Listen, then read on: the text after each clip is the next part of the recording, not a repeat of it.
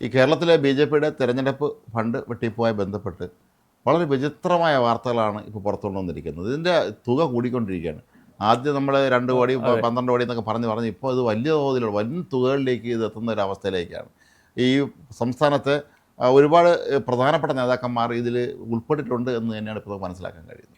ഈ അവസാനം ഇപ്പോൾ ഇന്നലെ അങ്ങോട്ടൊരു ശബ്ദരേഖ വന്നിട്ടുണ്ട്. 31 ലക്ഷം രൂപയുടെ തട്ടിപ്പാണ്. കൊടി ഒരൊറ്റ നേതാവ്, ഒരു നേതാവിന് തന്നെയാണ് 31 ലക്ഷം രൂപ. അതായത് അയാൾ ഈ കൊടി വാങ്ങിയ ആൾക്കാരോട്, കൊടി സപ്ലൈ ചെയ്ത ആൾക്കാരോട് പറഞ്ഞു, നിങ്ങൾ ഇത്ര രൂപയുടെ ഇത് തരാം, 31 ലക്ഷം രൂപയുടെ കമ്മീഷൻ എനിക്ക് തരണം.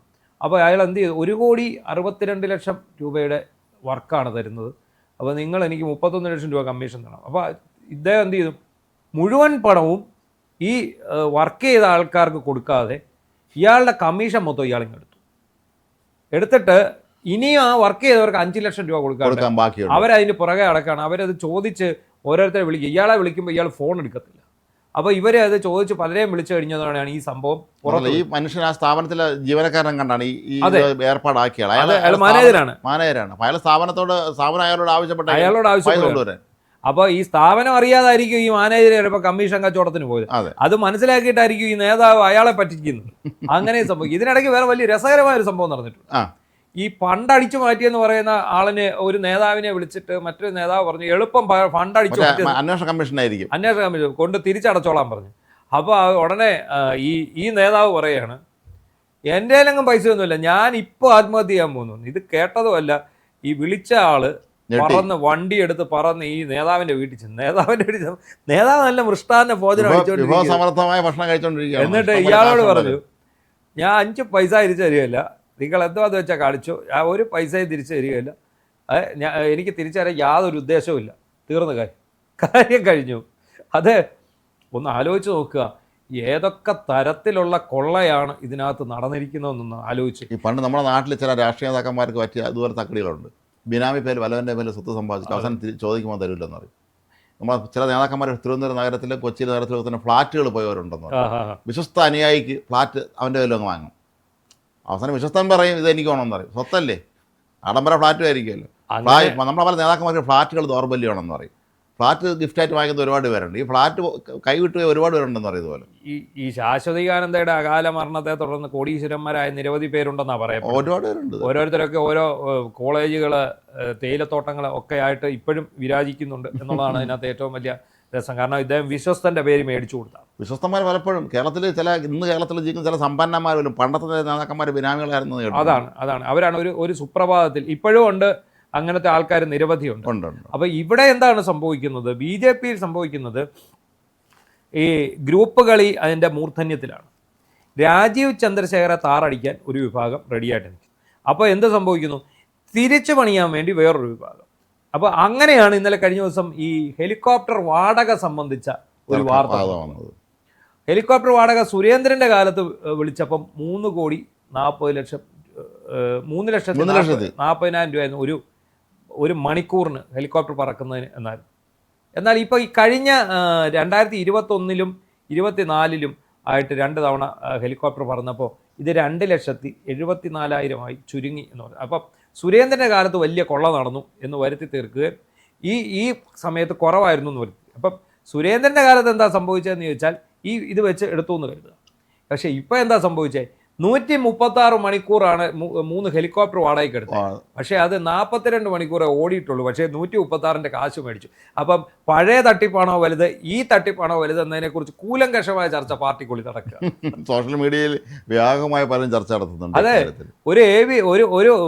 ഒരു നേതാവ് കണ്ടില്ലേ, വലിയൊരു ചാക്ക് നിറച്ചു പണം എടുത്തിട്ട് അത് എടുത്ത് വെച്ചിട്ട് സെൽഫി ഇട്ടിരിക്കുകയാണ്. അത് ഒരു ഇതായിരുന്നു സൈബർ പോരാളിയല്ല, IT സെല്ലിൽപ്പെട്ട ഒരു യുവാവാണ്. ഈ യുവാവ് ഇതെടുത്ത് സ്റ്റാറ്റസ് ഇട്ടു. ഇതിപ്പം ഈ സ്റ്റാറ്റസ് ഇടിയിൽ പലർക്കും അബദ്ധമാകുന്നുണ്ട്. എന്താണെന്നറിയോ? പലരും ചില രഹസ്യരേഖകൾ എടുത്ത് വേറൊരാൾക്ക് ഫോർവേഡ് ചെയ്യും. ഈ ചെയ്യുന്ന സമയത്ത് എന്താണ് സംഭവിക്കുന്നതെന്ന് ചോദിച്ചാൽ ചിലപ്പോൾ നമ്മുടെ സ്റ്റാറ്റസിലോട്ട് പോകും. ഇത് നമ്മളറിയുന്നില്ല. നമ്മുടെ വിചാരം ഇത് എവിടെ പോയിന്നാ, പിന്നെ ഇവിടേക്ക് പോയിന്നാ. കഴിഞ്ഞ ദിവസം എനിക്കൊരബദ്ധം പറ്റി. ഞാനിങ്ങനെ ഒരു പോക്കറ്റടിക്കാരനെ പിടിച്ചു. പോക്കറ്റടിയല്ല, മോഷ്ടാവിനെ പിടിച്ചു. ഈ മോഷ്ടാവിനെ പിടിച്ചു കഴിഞ്ഞപ്പോൾ ഇത് നമ്മുടെ പോലീസ് ഗ്രൂപ്പിൽ വന്നു. ഞാനിത് നേരെ നമ്മുടെ പിന്നെ ഡെസ്കിലേക്ക് മറുനാടൻ്റെ ഡെസ്കിലേക്ക് ഇട്ട് ഫോർവേഡ് ചെയ്തു. പക്ഷെ ഞാൻ നോക്കിയിട്ട് നമ്മുടെ ഡെസ്കിൽ വന്നിട്ടില്ല. ഞാനിത് കടന്ന് തപ്പോ ഇതെവിടെ പോയി. തിരിച്ചു നോക്കുമ്പോൾ എൻ്റെ സ്റ്റാറ്റസ് കിടക്കും. മോഷണക്കാരൻ്റെ പടം താഴെ എന്തോ അയാളുടെ പേര് രാജപ്പൻ 47 വയസ്സെന്നും പറഞ്ഞ് ഇങ്ങനെ കിടക്കും.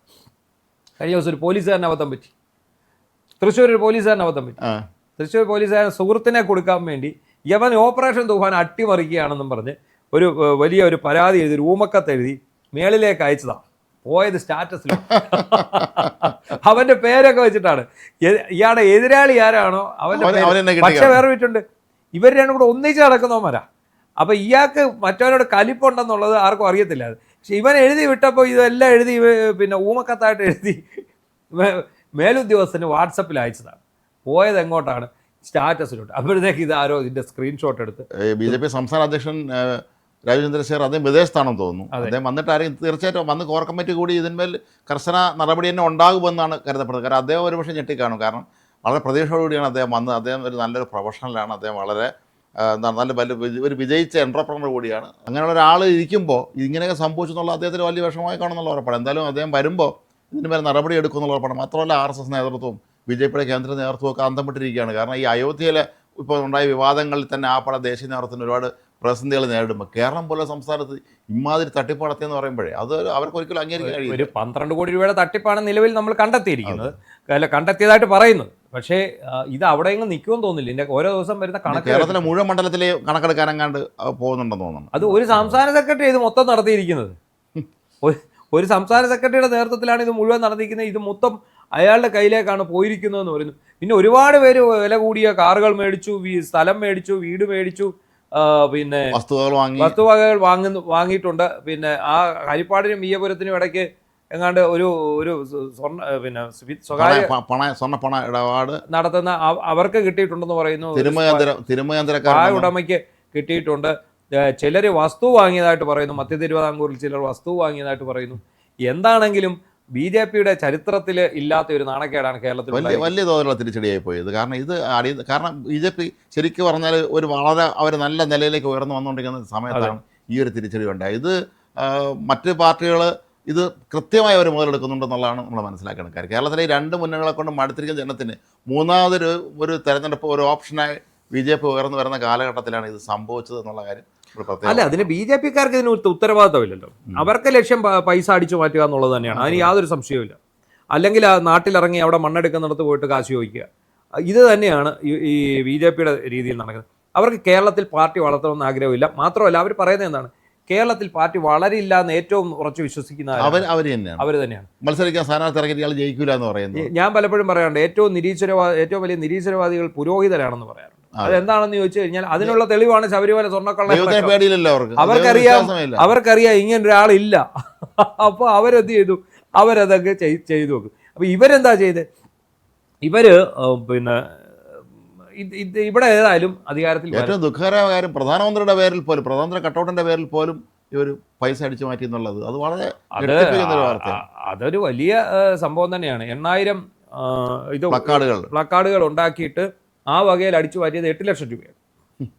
തൊടുന്നതെല്ലാം കാശ്. BJPയുടെ കേന്ദ്ര നേതൃത്വം നൽകിയ കൊടി കൊണ്ടുവന്ന് ഇവിടെ മറിച്ചു വിറ്റു. 1.25 ലക്ഷം 1.25 ലക്ഷം രൂപയ്ക്ക് ഇവിടെ മറിച്ചു വിറ്റതാണ് പറയുന്നത്. ഇത് ഫ്രീ ആയിട്ട് കൊണ്ടുവന്ന ഇവർ കൊടി ചോദിച്ചാൽ പറഞ്ഞു കൊടി വന്നിട്ടുണ്ട്, ഫണ്ട് അടയ്ക്കാൻ പറഞ്ഞ് പൈസ കൊടുത്തു. എന്നിട്ട് ഈ കൊടിയും കൊടുത്തു. ഒരു അനക്കവും ഇല്ല. വെളിയിൽ നിന്ന് വന്ന കൊടി ഇവരിതെടുത്ത് അങ്ങോട്ട് കൊടുത്തേച്ചു. അതിന്റെ ഓഡിയോ പുറത്തൊന്നുമില്ല.